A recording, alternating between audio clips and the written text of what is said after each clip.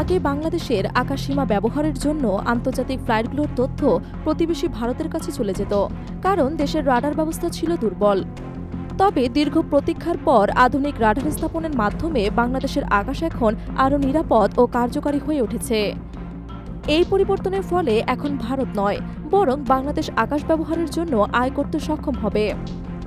বাংলাদেশের আকাশসীমা নিরাপত্তা এবং নজরদারি নিশ্চিত করতে আধুনিক রাডার প্রয়োজন ছিল, যা ৩০০ থেকে ৫০০ কিলোমিটার দূরত্বে উড়োজাহাজকে সঠিকভাবে শনাক্ত করতে সক্ষম হবে।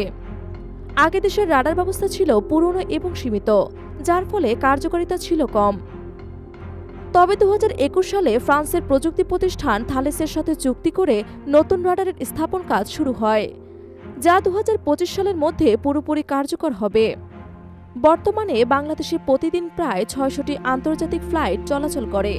ভারতের আকাশপথ ব্যবহার না করলে ফ্লাইটগুলোর গন্তব্য পৌঁছাতে ২ থেকে ৩ গুণ বেশি সময় লাগত। উদাহরণস্বরূপ, কলকাতা থেকে গুয়াহাটি যাওয়ার সময় ১০১৮ কিলোমিটার পথ পাড়ি দিতে ২.৫ ঘন্টা লাগলেও বাংলাদেশের আকাশ ব্যবহার করলে সময় কমে ১ ঘন্টা ১৫ মিনিটে পৌঁছানো সম্ভব হবে। এই সুবিধা ভারতীয় এয়ারলাইন্সগুলোর জন্য অনেক গুরুত্বপূর্ণ। নতুন রাডারের মাধ্যমে বাংলাদেশের আকাশ ব্যবহারের জন্য আন্তর্জাতিক বিমানগুলো থেকে ফ্লাইট ওভারচার্জ আদায় করা সম্ভব হবে। আন্তর্জাতিক বিমান চলাচল সংস্থার নিয়ম অনুসারে বাংলাদেশের আকাশ ব্যবহার করলে প্রতি বিমান থেকে $৫০০ ফি নেওয়া হবে। আগে এই ফি ভারত সংগ্রহ করত, কিন্তু নতুন রাডারের মাধ্যমে বাংলাদেশ এই রাজস্ব লাভ করবে। এছাড়াও নতুন রাডার বাংলাদেশের আকাশপথকে আরও নিরাপদ এবং কার্যকর করবে, ফলে দেশটির আকাশসীমার ওপর নজরদারি শক্তিশালী হবে।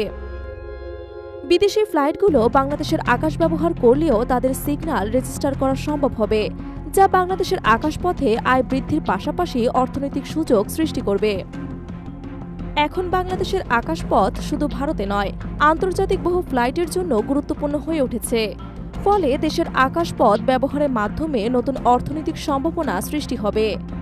বিশেষজ্ঞদের মতে, শাহজালাল আন্তর্জাতিক বিমানবন্দরে নতুন রাডার স্থাপন বাংলাদেশকে আকাশপথের ব্যবস্থাপনায় উন্নত করবে এবং অর্থনীতির জন্য নতুন দিগন্ত উন্মোচিত হবে।